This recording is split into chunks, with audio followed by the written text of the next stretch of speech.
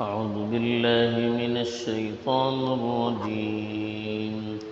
بسم الله الرحمن الرحيم.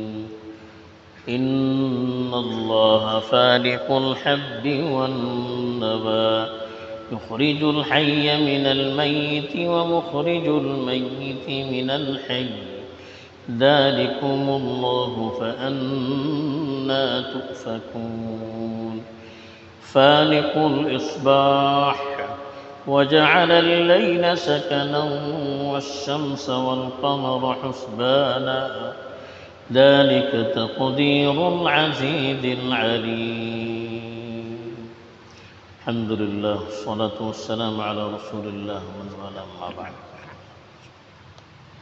پیچھے کئی آیات میں اللہ تعالیٰ نے توحید کے بارے میں بیان کیا تھا، پھر اللہ کے رسول صلی اللہ علیہ وسلم کی رسالت اور کتاب کے سلسلے میں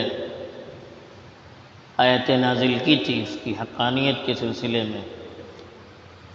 اب جو آیات تلاوت کی گئی ہیں یہاں سے کئی آیات میں اللہ تعالیٰ نے اپنی قدرت کو بیان کیا ہے. اللہ تعالیٰ کو انسان دیکھ تو نہیں سکتا، لیکن اللہ تعالیٰ کی پیدا کی ہوئی جو اشیاء، جن چیزوں کو اللہ نے پیدا کیا، ان چیزوں پر غور کر کے اللہ تعالیٰ کی ذات کو سمجھا جا سکتا ہے. اور ان آیات میں جو دلائل اللہ نے دیے ہیں ان سے اللہ تعالیٰ یہ بھی ثابت کرنا چاہتے ہیں کہ دنیا میں جتنی چیزیں ہمیں نظر آتی ہیں یہ چیزیں خود بخود وجود میں آنے والی نہیں ہے، بلکہ اس کے پیچھے ایک بنانے والی اور پیدا کرنے والی ذات ہے جس کے ذریعے سے چیزیں وجود میں آ رہی ہیں، ورنہ الٹب دنیا میں کوئی چیز وجود میں نہیں آتی. چنانچہ اللہ تعالیٰ نے کچھ مثالیں یہاں پیش کی ہیں. پہلی آیت کے اندر اللہ نے بتایا کہ ان اللہ فالق الحب والنوى. روز مرہ کی مثالیں دے کر اللہ تعالیٰ سمجھاتے ہیں. حب کہتے ہیں دانے کو، دانے جو رہتے ہیں بیج دانے وغیرہ، اور نوا کہتے ہیں گھٹلے کو.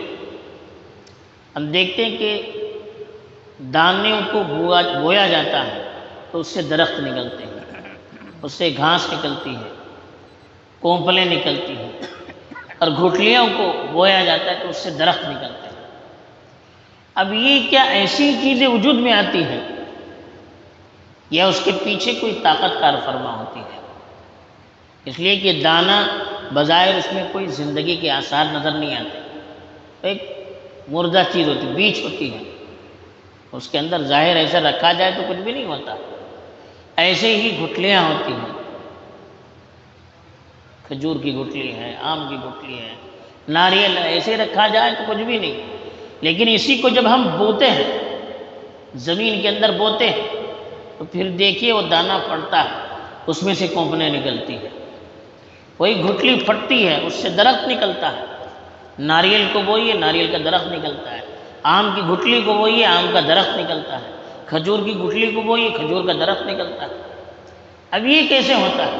بظاہر ایک ایسی چیز ہے کہ جس کے اندر کوئی زندگی کے آثار نہیں ہوتے، لیکن اس کے اندر جب اس کو بویا جاتا ہے، اس پر محنت کی جاتی ہے، تو اسی سے درخت، اسی سے کونپلیں، اسی سے گھاس پھوس، یہ ساری چیزیں اگنے لگتی ہیں.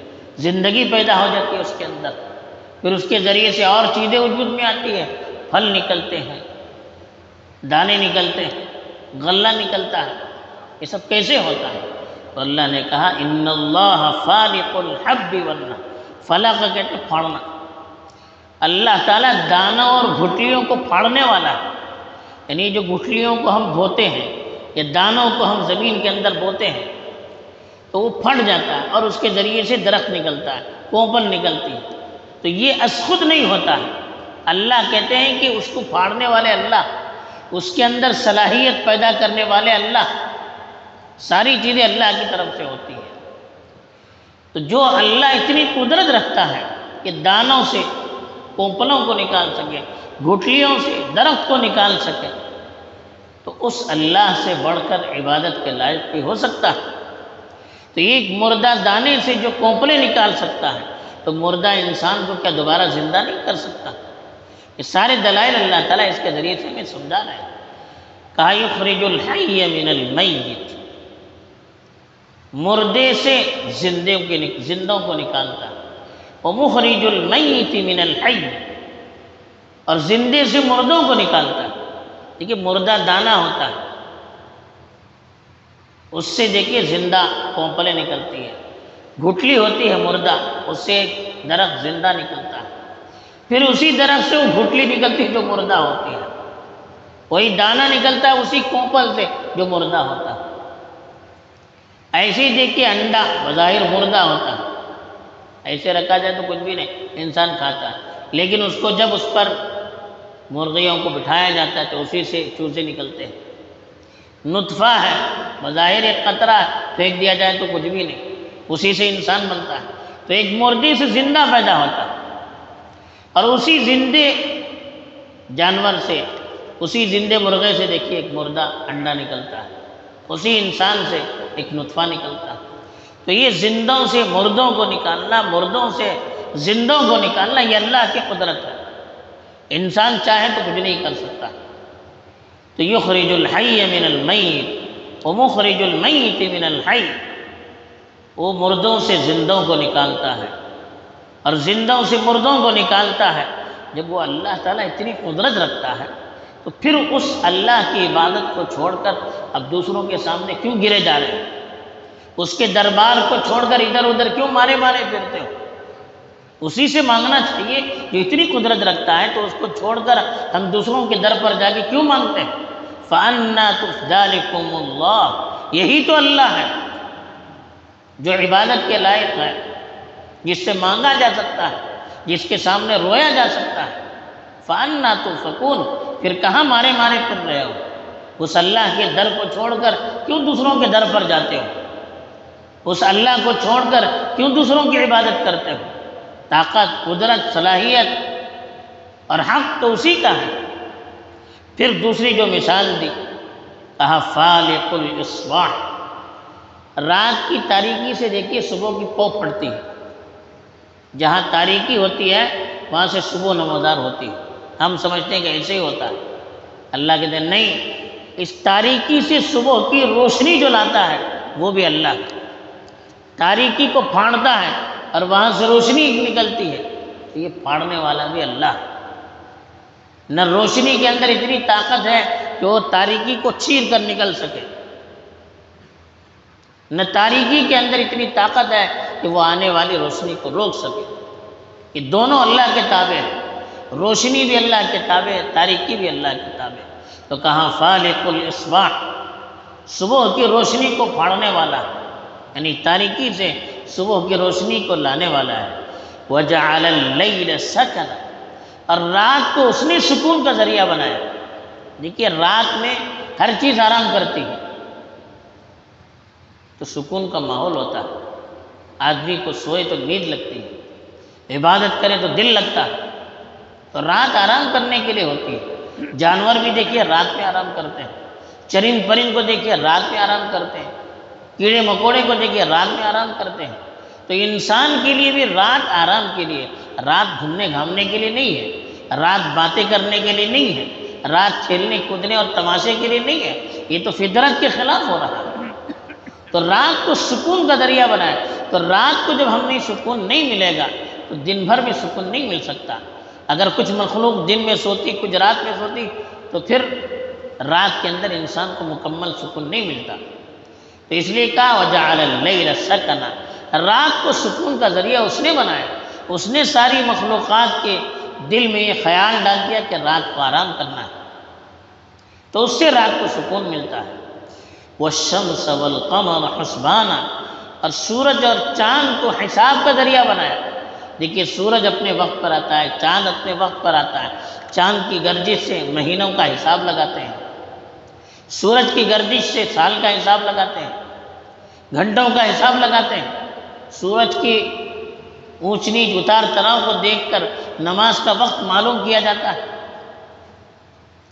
تو یہ ساری جو چیزیں ہوتی ہیں اس کے ذریعے سے حساب لگایا جاتا ہے، چاند کے ذریعے سے، سورج کے ذریعے سے۔ تو یہ جو سورج اور چاند کو حساب کے لیے کس نے مہیا کیا؟ کون اس کو وقت پر لاتا ہے، وقت پر لے جاتا ہے؟ سورج دیکھیے اپنے وقت پر نکلتا ہے، اپنے وقت پر ڈوبتا ہے، چاند اپنے وقت پر آتا ہے، اپنے وقت پر ڈوب جاتا ہے، چھپ جاتا ہے۔ یہ سب اللہ کی قدرت سے ہوتا ہے، اپنی منمانی کوئی کرتے نہیں ہے۔ اگر اس کے اندر ذرا سا اونچ نیچ ہو جائے، ذرا سی تبدیلی آ جائے، پورا ہمارا نظام ٹھپ پڑ جائے گا، پورا ٹائم ٹیبل برباد ہو جائے گا۔ تو یہ سورج کو، چاند کو وقت پر لانا، وقت پر لے جانا، اس کے ذریعے سے نظام کو چلانا، یہ بھی اللہ کے حکم سے ہوتا ہے، اس کی قدرت سے ہوتا ہے۔ کہا ذالک تقدیر العزیز العلیم، یہ اندازہ ہے، تقدیر کہتے ہیں اندازہ، اس ذات کا جو بڑا غالب ہے اور ہر چیز سے واقف اور باخبر ہے۔ یعنی یہ جو اللہ تعالیٰ نے پورا نظام اور سسٹم بنایا ہے، یہ ایسے ہی نہیں بنایا، بلکہ ہر چیز کو پورے اندازے کے ساتھ، پوری تدبیر کے ساتھ بنایا ہے۔ وہ پورے ہر چیز پر غالب آنے والا، ہر چیز کو اپنے کنٹرول میں رکھے ہوئے ہے۔ اور علیم، وہ جانتا ہے کہ کون سی چیز کب لانی ہے، کب اس کو چھپانا ہے، سب جانتا ہے۔ سورج کو کب لانا ہے، چاند کو کب لانا ہے، دن کو کب لانا ہے، رات کو کب لانا ہے، درخت کے بیج کو کب پھوڑنا ہے، گٹلیوں کو کب پھوڑنا ہے، یہ سب وہ جانتا ہے۔ اسی اپنے علم اور اپنے اندازے کے مطابق ان چیزوں کو چلا رہا ہے، اور ہر چیز اس کی گرفت میں ہے، کوئی اس کے قبضے قدرت سے باہر نہیں ہے، کوئی اس کے نظام کو اور اس کی طاقت کو چیلنج نہیں کر سکتی چیز، ہر چیز اس کے کنٹرول میں ہے۔ تو اسی ذات کی طرف سے چلایا ہوا پورا نظام اور سسٹم ہے۔ جب وہ ذات اتنی طاقتور ہے، اتنی غالب ہے، اتنی معلومات رکھنے والی ہے کہ ہر مخلوق کی کیا ضرورت ہے وہ جانتی ہے، تو اس سے بڑھ کر پھر عبادت کے لائق کون ہو سکتا ہے؟ اس سے زیادہ تعلق رکھنے کے حقدار کون ہو سکتے ہیں؟ تو اسی لیے ہمیں ہر چیز سے منہ موڑ کر اللہ کی عبادت کرنی ہے، اس کی طرف رجوع کرنا ہے، اور اسی سے مانگنا ہے، اسی سے اپنی امید اور لو لگائے رکھنا ہے۔ اس کے علاوہ ہر در سے اپنے آپ کو الگ رکھنا ہے۔ یہی پیغام ہے۔ اللہ تعالیٰ مجھے بھی سمجھ عطا فرمائے، آپ کو بھی سمجھ عطا فرمائے۔ آمین۔ وآخر دعوانا